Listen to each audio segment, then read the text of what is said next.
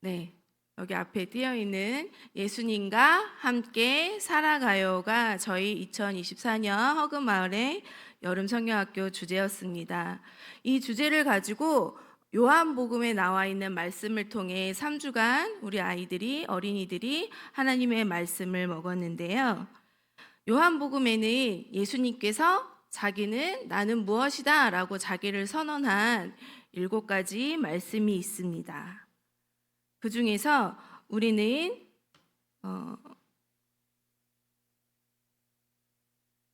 네, 첫째 날에는 생명의 떡이신 예수님, 그리고 둘째 날에는 선한 목자이신 예수님, 그리고 셋째 날에는 세상의 빛이신 예수님, 마지막 날에 참 포도나무이신 예수님이라는 말씀을 통해 예수님은 어떤 분이신지, 그리고 그 예수님과 나는 어떤 관계인지에 대해서 배웠습니다. 점심 식사를 하시고 지금쯤 많이 졸려하시는 분들이 계실 것 같은데요. 이번 여름 성경학교 저희 주제를 나타내는 어, 말, 단어는 이 중에 어떤 것이 있는지 한번 맞춰보시겠어요? 예수님과 함께 살아가요라는 주제를 보기에서 보시는 4가지 보기 중에 어떤 말이 이에 해당이 될까요? 1번 여호와 이레, 2번 임마누엘, 3번 할렐루야, 4번 호산나. 할렐루야, 아멘. 네, 예수님과 함께 살아가요라는 이 말은 우리 말로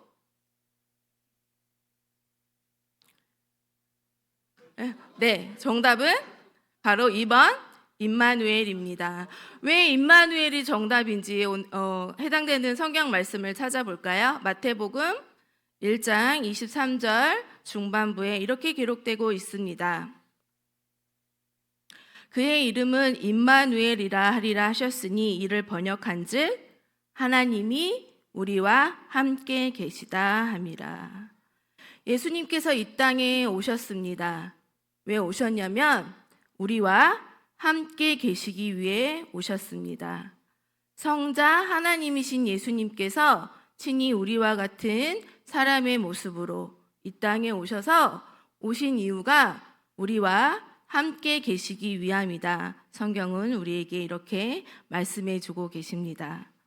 언제나 어디서나 어떤 상황에서도 나와 함께 하시는 예수님을 의지하며 살아가는 것, 그러한 삶이 바로 그리스도인의 삶이라 할 것입니다.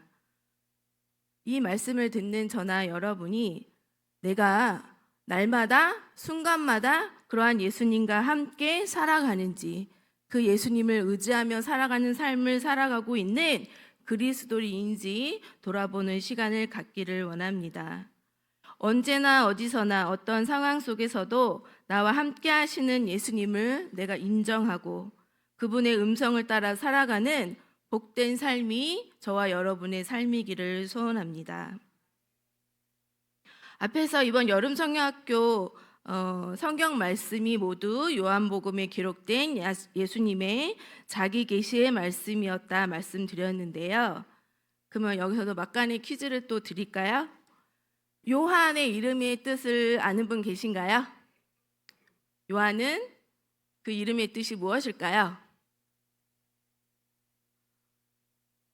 네, 우리 L팀 학생들이 크게 손 든 거예요?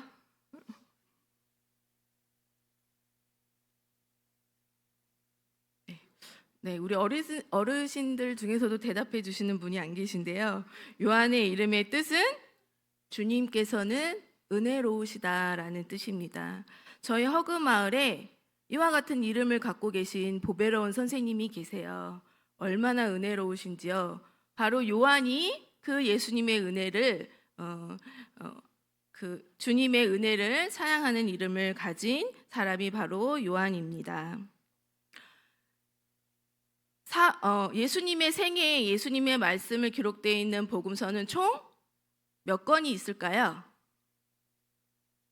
복음서라고 말하는 그 성경책은 모두 네 개가 있죠. 그래서 사복음서라고 하는데요. 그 사복음서 중에 가장 늦게 쓰여진 복음서가 바로 요한복음입니다. 이미 요한복음이 쓰여지기 이전부터 예수님의 생애와 예수님의 말씀과 예수님이 행하신 그 이적들을 기록되어 있는 많은 서신들이 있었습니다.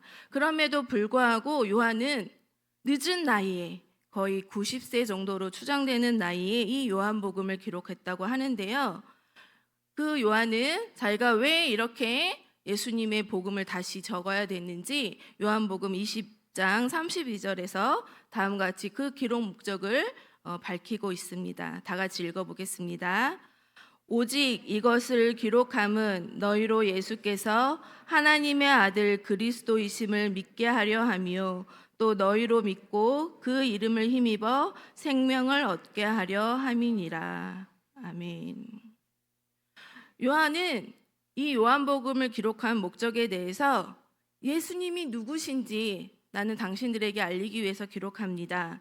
예수님은 하나님의 아들이신 그리스도이시며 그 이름을 믿는 자는 생명을 얻을 것이다. 이렇게 말하며 그 요한복음을 기록한 목적을 이야기하고 있는데요.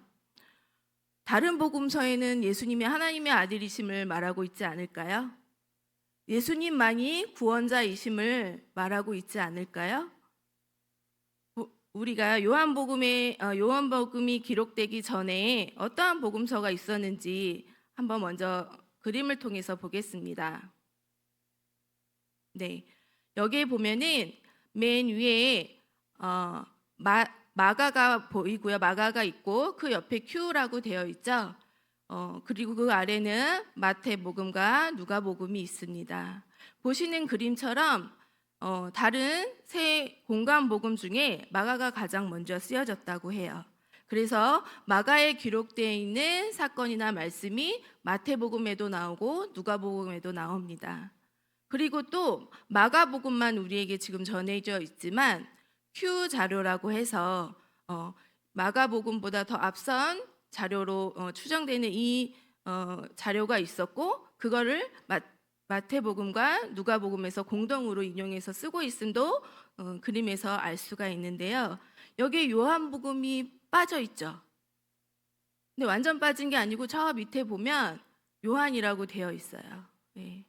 같은 마태, 마가, 누가, 요한 똑같이 사복음서임에도 불구하고 요한복음은 좀 다른 공통되어 있지 않은 자기만의 독자적인 내용을 가지고 요한복음이 쓰여져 있기 때문에 우리가 사복음서를 얘기할 때 요한복음 포함이 되지만 공간복음이라고 할 때는 요한복음을 제외하고 이야기합니다. 왜 요한은 그 90세 잘 보이지도 않는 노안을 가지고 요한복음을 기록했을까요? 이미 예수님에 대한 기록들이 상당히 있었음에도 불구하고 요한은 왜 붓을 들어야만 했을까요? 예수님의 생애를 왜 기록해야만 했을까요? 그 당시가 지금의 우리와 거의 비슷하다고 생각이 되는데요. 우리나라에도 많은 이단들이 지금 많은 교회를 힘들게 하고 또 교인들을 세상 가운데 살아가게 더욱 힘들게 하고 있습니다. 지금 우리나라에 허다하게 퍼져 있는 이단이 워낙 많아서 다 언급할 수 없을 정도인데요. 이때 기원전 1세기 후 2세기를 바라보는 이때에도 그 초대교회에도 이단이 아주 왕성하게 교회를 힘들게 하고 있었습니다. 여러분들도 한 번쯤 다 들어보셨을 이달인데요. 영지주의라고 들어보셨나요? 네, 영지주의자들, 이단인데 이들이 교회에 침투해서 예수 그리스도에 대한 잘못된 거짓 뉴스들을 흘리며 교인들을 현혹했어요. 그리고 다른 사람들로 하여금 교회에 들어오지도 못하게 했습니다. 이들이 주장한 것은 가현설이라고 해서 예수님이 사람의 모습으로 이 땅에 오신 것은 환상이다, 가짜다라는 이야기죠. 예수님의 신성은 인정하되 예수님이 사람으로 오신 것은 인정하지 않는 자들입니다. 그래서 예수님께서 십자가에 달려 피 흘려 돌아가신 그 크신 은혜와 공로를 인정하지 않아요. 그거를 환상이라고 이야기합니다. 그리고 또 어떤 이들은 예수님의 하나님 되심을 부정하는 사람들도 있었어요. 그러한 이단들이 초대교회에도 많이 있어서 교회를 힘들게 했습니다. 그런 가운데 사도 요한은 더 이상 이단들이 이렇게 거짓 정보를 흘리고 예수님을 왜곡하고 바른 교회를 세워가는 것에 방해되는 것을 막기 위해서 요한복음을 쓸 수밖에 없었어요. 요한복음 1장을 한번 다 같이 찾아보실까요? 요한복음 1장입니다. 요한복음은 처음부터 예수님이 하나님의 아들이심과 또 이 세상을 만드신 주체이신 하나님이심을 선포하고 있는데요. 그래서 요한복음 1장 5절에는 예수님을 이 세상의 빛이라 이야기하고 있습니다. 그런데 1장 5절에 빛이 어둠에 빛이 돼 어둠이 깨닫지 못한다라고 말씀하고 있는데요. 빛이 비추면 어둠은 사라지게 마련이죠. 어둠은 빛을 깨닫게 될 수밖에 없습니다. 그런데도 불구하고 그 당시 세상이 얼마나 어둡고 무지했으면 빛 대신 참되신 빛이신 예수님이 이 땅에 오셨음에도 불구하고 그 어둠이 깨닫지 못하였다라고 기록합니다. 그리고 1장 9절에 참빛 곧 세상에 와서 각 사람에게 비추는 빛이 있었다라고 기록하고 있는데요. 참빛 세상에 와서 그 참빛이 사람들에게 널리 비추었다가 아니고요. 각 사람에게 비추었다라고 쓰여 있습니다. 그럼에도 불구하고 그 마음이 어두운 자는 빛이 비추임에도 불구하고 그 빛을 깨닫지 못하는 것이죠. 그래서 요한복음 1장 10절과 11절에 다음과 같이 기록되어 있는데요. 같이 읽어보겠습니다. 시작. 세상은 그로 말미암아 지은 바 되었으되 세상이 그를 알지 못하였고 자기 땅에 오매 자기 백성이 영접하지 아니하였으나 이 세상을 지으신 참된 빛이 이 세상에 오셨고 또 자기 땅, 자기 백성에게 오셨음에도 불구하고 그 백성들이 어떻게 했다고요? 그를 영접하지 아니하였다라고 기록하고 있습니다. 요한은 요한복음 1장에서 이 세상이 얼마나 어두우며 예수님에 대해서 사람들이 얼마나 무지했으며 그 예수님에 대해서 얼마나 박해를 하고 무시했는지 영접하지 않았는지에 대해서 꼬집고 있는데요. 뒤에 가서 1장 14절에 가면 세상에 그 어둠만 있는 것이 아니라 다 이러한 사람도 있다고 요한은 말하고 있습니다. 또 다시 같이 읽어보겠습니다. 말씀이 육신이 되어 우리 가운데 거하심에 우리가 그 영광을 보니 아버지의 독생자의 영광이요 은혜와 진리가 충만하더라. 아멘. 성육신 하신 예수 그리스도에 대해서 이야기하면서 그 영광을 보니 아버지의 독생자의 영광이요 은혜와 진리가 충만하다라고 기록되어 있는데요. 그 빛을 깨닫지 못하는 세상 가운데 그리스도의 영광을 하나님의 독생자의 영광임을 알아본 사람들이 있었습니다. 그 사람들을 가리켜 요한은 우리라고 표현하고 있는데요. 요한이 말하는 우리는 누구일까요? 우리는 어떤 이들이기에 세상이 알지 못하는 예수님을 하나님의 독생자로 알 수 있었을까요? 그가 자기 땅에 와서 자기 백성들 앞에 왔음에도 불구하고 영접하지 않았는데 그럼에도 불구하고 그들 가운데 그리스도를 영접한 이들이 있었는데 그들은 바로 우리였습니다. 이 우리는 누구일까요? 네, 아멘. 예수 그리스도를 영접한 자 그들이 곧 우리입니다. 그리고 우리가 함께 읽었던 요한복음 10장에서는 그 우리에 대해서 이렇게 표현하고 있습니다. 요한복음 10장에 가서 보면 예수님은 선한 목자라고 비유하고 있고, 여기에서 그 선한 목자를 따르며 그를 영접한 이들은 양의 무리라라고 말하고 있습니다. 여러분, 양의 특징을 알고 계신가요? 양은 착하고 또 온순하고, 네, 눈이 안 좋다. 네, 제가 준비하면서 기록한 부분인데요. 양은 여러 가지 특징이 있는데 제일 두드러진 특징이 바로 눈이 나쁘대요. 그래서 코앞에 있는 것도 잘 알아보지 못한다고 하는데요. 그래서 눈 앞에 뭐가 지나가면 목자인 줄 알고 따라가는 경우도 있다고 합니다. 그래서 이러한 양들이 목자를 구별하지 못하고 우왕좌왕하기 쉬운데, 목자를 어떻게 구분해서 따라갈까요? 네, 그의 양은 목자의 음성을 듣고 목자의 음성을 듣고 그를 따른다라고 말씀하고 있는데요. 요한복음 10장 27절에 다음과 같이 기록하고 있습니다. 내 양은 내 음성을 들으며 나는 그들을 알며 그들은 나를 따르느니라. 예수님께서 비유적으로 하신 말씀일까요? 이 시간 재미있는 영상을 하나 같이 보실게요.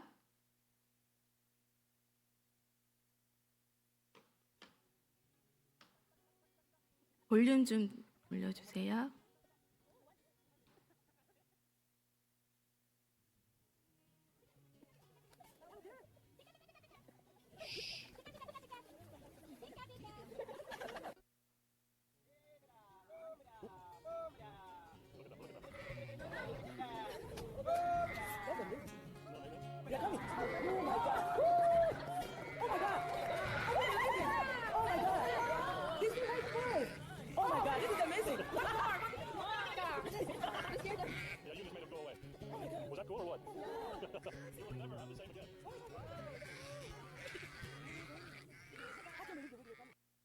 네, 너무 빨리 지나가서 앞에 볼륨이 좀 안 들렸는데요.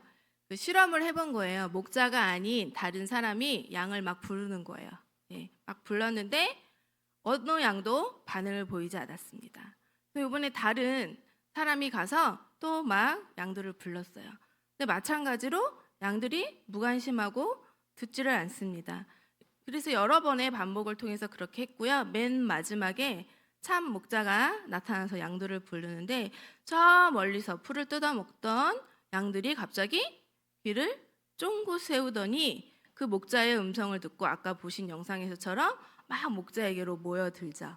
그래서 그 모여든 목자들을 향해 양들을 향해 목자들이 지나가자 양들이 그 목자의 음성을 따라 이렇게 따라가는 모습을 우리가 실제로 방금 보았는데요.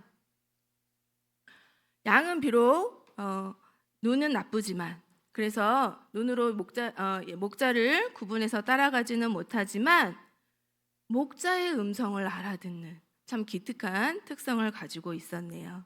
그래서 목자도 양을 알고, 오늘 말씀에서 보면 목자가 양을 하나하나 부른다고 해요. 그 음성을 들은 양들은 그 목자를 따라 목자가 인도하는 대로 가게 되는 것이죠. 그뿐만 아니라 오늘 우리가 함께 본 성경 요한복음 10장 16절 말씀에 보면 다음과 같이 기록되어 있는데요. 다 같이 읽어보도록 하겠습니다. 또 이 우리에 들지 아니한 다른 양들이 내게 있어 내가 인도하여야 할 터이니 그들도 내 음성을 듣고 한 무리가 되어 한 목자에게 있으리라.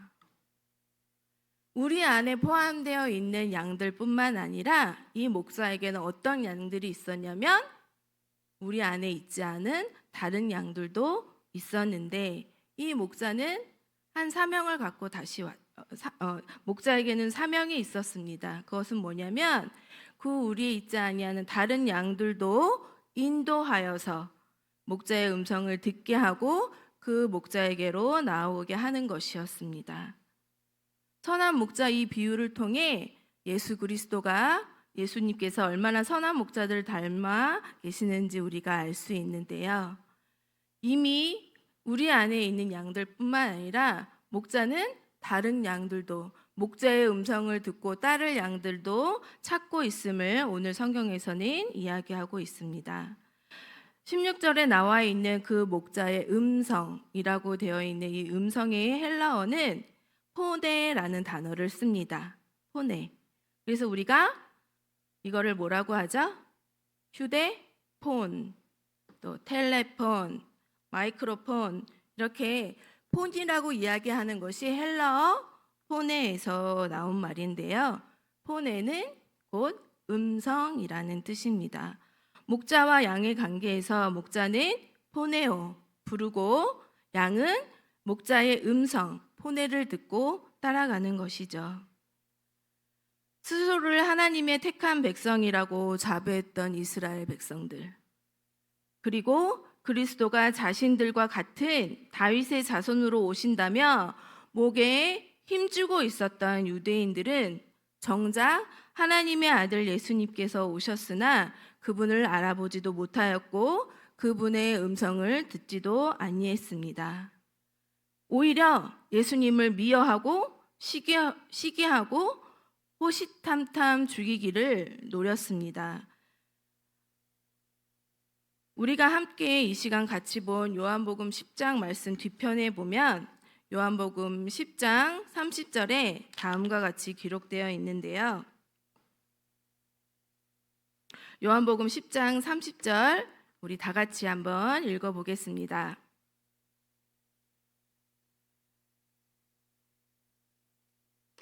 네.